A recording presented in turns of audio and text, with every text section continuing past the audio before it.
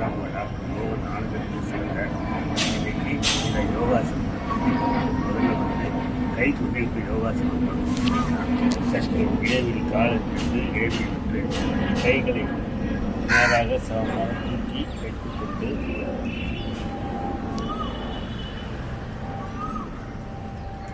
இந்த மாதிரி செய்யும்போது மூச்சை இழுத்து விடவும்.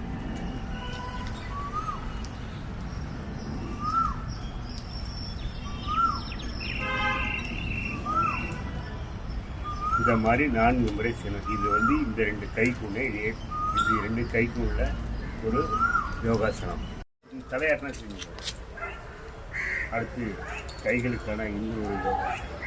கைகள் நன்கு நீட்டிக்கொண்டு தனது 5 உள்ளங்கைகள் கொண்டு 1 2 3 4 5 இது அடுத்து இடது கை 1 2 3 4 5 இப்படி செய்வது. பிறகு வலது இடது 2 கையும் சேர்ந்து கொண்டு 1 2 3 4 5 1 2 3 4.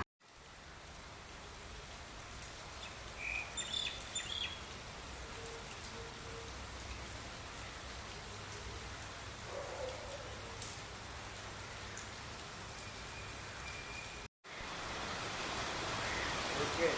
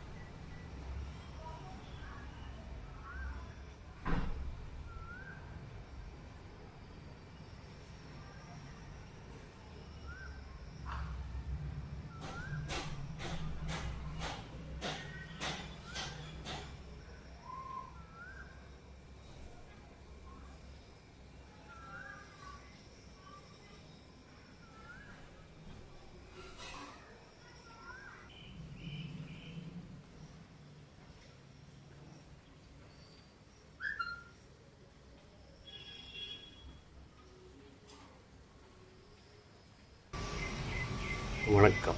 நான் தான் உங்கள் டாக்டர் மோகன் ஆனந்தன் பேசுகிறேன். இன்றைய யோகாசனம் அதாவது கைப்பயிற்சி, கால் பயிற்சி, பொதுவான யோகாசனம் தாங்க இருக்குது. இன்னும் கண் பயிற்சி இருக்குது. அதெல்லாம் அடுத்த எபிசோடில் பார்க்கலாம். இந்த யோகாசனம் செய்வதால் என்ன நன்மைன்னு கேட்டிங்கன்னா, கை, கால், மூட்டு, முழங்கால், இடுப்பு வலி இருக்கிறவங்களுக்கு இந்த யோகாசனம் பண்ணால் கண்டிப்பாக வலி வருவதற்கு வாய்ப்பில்லை. மேலும் நரம்பு மண்டலம், தசை பகுதிகள் எல்லாம் வலுவடையும். ருமாட்டிக் ஆர்த்ரைட்டிஸ், கீழ்வாத ஜுரம் உள்ளவங்க, கிப்ஸ் பெயின், இடுப்பு வலி உள்ளவங்க, லம்பிரிக்கோ, அப்புறம் ஸ்பைனல் கார்டு வலி இருக்கிறவங்க இந்த எக்ஸசைஸ் பண்ணிங்கன்னா கண்டிப்பாக உங்களுக்கு ஃபஸ்ட்டு கொஞ்சம் கஷ்டமாக இருக்கும். செய்ய செய்ய உங்களுக்கு வலி குறையும். கை, கால் நல்லா வலுவிழந்தவங்களுக்கு வலுவடையும். மேலும் sugar patient, BP patient, asthma patient இவங்களுக்கெல்லாம் இது ஒரு மிக எளிமையான யோகாசனம். நுரையீரல்கள் வலுவடையும். கை கால்கள் நல்லா வலுவாக இருக்கும். மேலும் பல நன்மைகள் இருக்குது. நன்றி, வணக்கம். முடிஞ்ச இது காலையில் உங்கள் வீட்டு மொட்டை மாடியிலோ வெளியவோ யோகாசனம் செய்யுங்க. நன்றி, வணக்கம். நான் தான் உங்கள் டாக்டர் மோகன் ஆனந்தன். இந்த எபிசோடை மறக்காமல் பாருங்கள். ஓகே.